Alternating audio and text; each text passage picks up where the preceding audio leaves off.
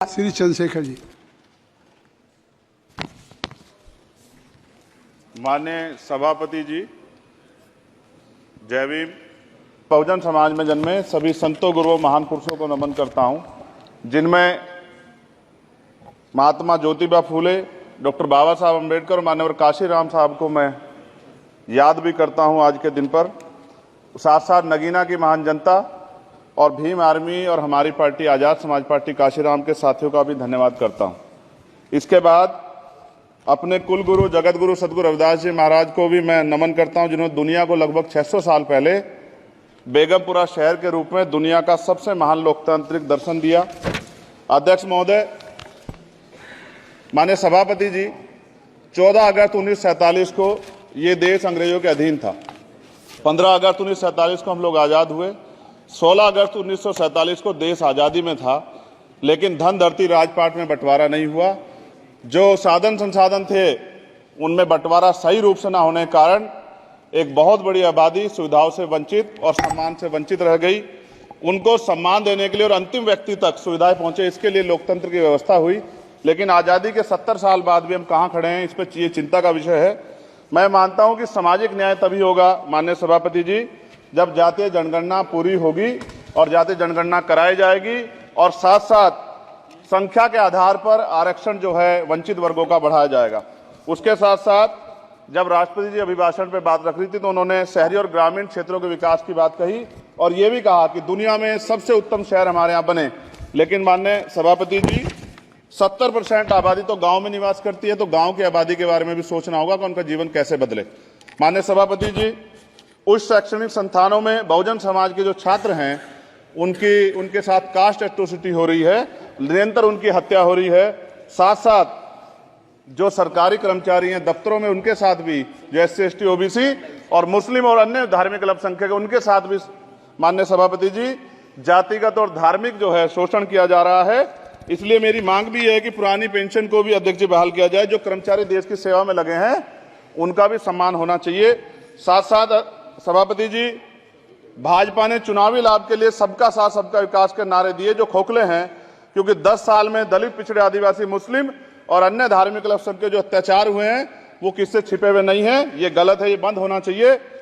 सभापति महोदय जी, महामहिम राष्ट्रपति जी के अभिभाषण में निजी क्षेत्रों में SC ST OBC को रिजर्वेशन देने का कोई उल्लेख नहीं हुआ है, जो कि आज चर्चा का विषय, क्योंकि 98% प्राइवेट सेक्टर है, 2% सरकारी सेक्टर है, तो 98% प्राइवेट सेक्टर में भी हमारी हिस्सेदारी की बात होनी चाहिए। माननीय सभापति जी, आशा कार्यकर्ताओं, आंगनबाड़ी वर्करों, भोजन माताओं के वेतन वृद्धि पे भी कोई उल्लेख नहीं हुआ है, वो भी अभी नंगे, उन पर भी सोचना पड़ेगा। माननीय सभापति जी, जिस क्षेत्र से मैं चुन के आऊं नगीना से, वो बहुत पिछड़ा क्षेत्र है। उस क्षेत्र में कोई विशेष आर्थिक पैकेज नहीं दिया गया, रोजगार की सेवाएं नहीं है, नौजवान पलायन करता है। IIT, IIM, एम्स, केंद्रीय विद्यालय आदि शिक्षा में और चिकित्सा संस्थानों की स्थापना होनी चाहिए, जो कि नहीं है। और माननीय सभापति जी, मानसून सत्र आ गया है, मेरा क्षेत्र बाढ़ से बहुत प्रभावित है, इसलिए मैं आपसे आग्रह करूंगा कि वहां के लोगों को बाढ़ से निजात दिलाई जाए। माननीय सभापति जी, चीन हमें आंख दिखा रहा है और लगातार हमारे देश की सीमाओं में घुसपैठ कर रहा है, इसलिए अग्निवीर योजना को हटाकर पुनः सेना भर्ती शुरू की जाए और साथ साथ भारत की सबसे प्राचीन व बहादुर रेजिमेंट में से एक चमार रेजिमेंट को पुनः बहाल करा जाए, ऐसा भी मेरा आपसे आग्रह है। माननीय सभापति जी, पिछले सारे प्रधानमंत्रियों ने मिलकर जितना कर्ज लिया है उससे दुगना कर्ज हमारे वर्तमान के प्रधानमंत्री जी ने लिया है। किसान अगर अपना कर्ज माफ कराने के लिए जाता है तो लाठी झेलनी पड़ती है, जबकि सरकार ने धन्ना सेठों का 15 लाख करोड़ रुपया माफ किया है। इस ओर हमें ध्यान देना पड़ेगा, हमारी आने वाली पीढ़ियों को ये कर्ज चुकाना पड़ेगा। माननीय सभापति महोदय जी, किसानों को MSP की लीगल गारंटी तथा किसानों का कर्ज माफ होना चाहिए। साथ साथ 2 अप्रैल 2018 को SC ST के बच्चों पे बहुत बड़े पैमाने पे मुकदमे लगे थे, वो हमारी लड़ाई सही थी, ये सुप्रीम कोर्ट ने माना और बाद में सरकार ने माना, वो मुकदमे तुरंत वापिस होने चाहिए।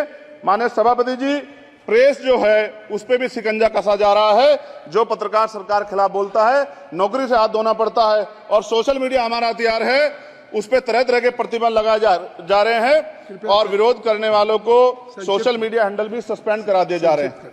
साथ साथ सभापति जी, पेपर लीक और परीक्षाओं के कैंसिल होने से देश के नौजवानों का भविष्य खतरे में है। नीट, यूपी सिपाही भर्ती सभापति जी और 69,000 शिक्षक भर्ती में आरक्षण घोटाला हुआ है, कोई पूछने वाला नहीं, खून के आंसू रो रहे हैं बच्चे, बेरोजगारी का दंश युवा झेल रहे हैं।